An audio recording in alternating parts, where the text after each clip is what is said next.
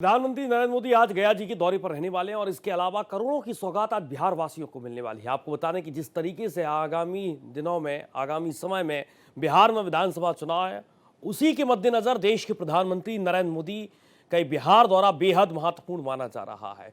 दूसरे तरफ करोड़ों की विकास परियोजनाओं का शिलान्यास और लोकार्पण आज देश के प्रधानमंत्री नरेंद्र मोदी करेंगे।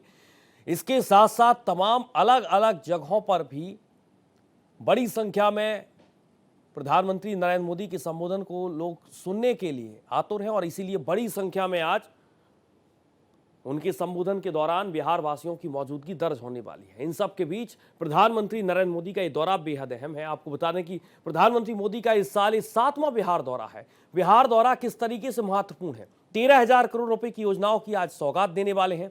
प्रधानमंत्री मोदी का इस साल 7वां बिहार दौरा है। करीब 13,000 करोड़ रुपए की योजनाओं की सौगात बिहार वासियों को मिलेगी, जिसमें कई विकास की परियोजनाएं हैं, जिसका शिलान्यास प्रधानमंत्री नरेंद्र मोदी करेंगे। 2 ट्रेनों को हरी झंडी दिखाएंगे। जनसभा को भी संबोधित करेंगे प्रधानमंत्री मोदी। जनसभा के बाद ओटा सिमरिया पुल का उद्घाटन करेंगे। इसके साथ साथ बक्सर में 660 मेगावाट की बिजली की परियोजना भी है। मुजफ्फरपुर में होमी भाभा कैंसर अस्पताल, जो बिहार को सौगात प्रधानमंत्री नरेंद्र मोदी देने जा रहे हैं। 1,260 करोड़ की शहरी बुनियादी ढांचा परियोजनाएं हैं। गया दिल्ली अमृत भारत एक्सप्रेस ये बिहार को मिलने वाली है। वैशाली कोडरमा बौद्ध सर्किट, बक्सर में 660 मेगावाट की बिजली का उत्पादन।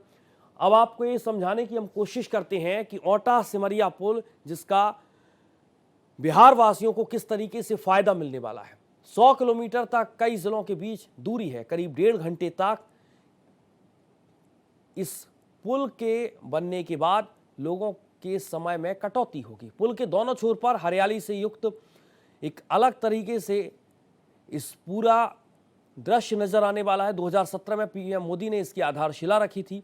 पुल मोकामा ये भी बेहद महत्वपूर्ण है, परियोजनाओं में शामिल है। करोड़ों की योजनाओं की सौगात, गया जी में जनसभा, देश के प्रधानमंत्री नरेंद्र मोदी का एक कार्यक्रम रहने वाला है। इसके साथ साथ आपको ये भी बता दें कि 2 ट्रेनों को हरी झंडी देश के प्रधानमंत्री नरेंद्र मोदी आज दिखाएंगे। ओटा सिमरिया पुल का उद्घाटन करेंगे, गया जी में जनसभा को संबोधित भी करेंगे, तो दूसरे तरफ करोड़ों की योजनाओं की सौगात देने वाले हैं। और सीधे चलेंगे अपनी संवाददाता कोमल शर्मा का रुख करेंगे, जो बिहार में मौजूद है, हमारे साथ लाइव जुड़ चुकी हैं। कोमल, किस तरीके का आप नज़ारा देख पा रहे हैं, क्योंकि इस वक्त प्रधानमंत्री नरेंद्र मोदी पहुंचने वाले हैं। तमाम अलग अलग राज्य के मंत्री, केंद्रीय मंत्री जीतन राम मांझी से आपने बातचीत की है। माहौल क्या है प्रधानमंत्री नरेंद्र मोदी को लेकर? लोग क्या सोच रहे हैं आज?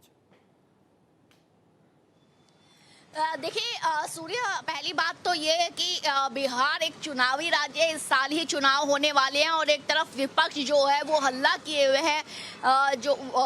जो वोट को लेकर के जिस तरीके से चुनाव आयोग यहाँ पर लिस्ट बना रहा है, SIR के मुद्दे को लेकर के राहुल गांधी के नेतृत्व में यहाँ लगातार रैली चल रही है। वहीं जो गया जी की अगर हम बात करते हैं, जहां प्रधानमंत्री नरेंद्र मोदी अब से कुछ देर में आएंगे और एक जनसभा को संबोधित करेंगे, और खास तौर से यहां से 13,000 करोड़ की कई परियोजनाएं जो कि सौगात बिहार को देंगे। गया को गया जी करने के बाद ये प्रधानमंत्री नरेंद्र मोदी का पहला गया जी में दौरा है और मगध यूनिवर्सिटी में वो इस जनसभा को संबोधित करेंगे। करीब 10:30 और 11 बजे के करीब वो आएंगे।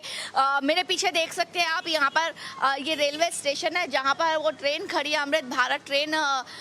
उस अमृत भारत ट्रेन की भी शुरुआत होगी। प्रधानमंत्री नरेंद्र मोदी उसे भी हरी झंडी दिखाएंगे। 2 ट्रेनों की शुरुआत, जो एक ट्रेन जो है वो यहाँ से गया जी से दिल्ली तक और दूसरी झारखंड तक जो है उसको जोड़ेगी। साथ ही में एक 6 लेन पुल का बेगूसराय यहाँ से जाएंगे कुछ देर के लिए, वहाँ पर 6 लेन का एक जो बहुत ही अहम पुल है उसका इनॉग्रेशन करेंगे। उसके बाद आज ही वो एक ऐसे राज्य में जा रहे हैं जिसमें इस साल तो चुनाव नहीं, लेकिन आने वाले वक्त में चुनाव है।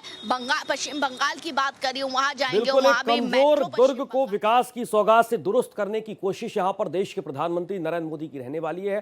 फिलहाल बहुत शुक्रिया, समय की मेरे पास कमी है कोमल, आगे भी आपसे अपडेट लेते रहेंगे। बहुत शुक्रिया आपका तमाम जानकारी के लिए।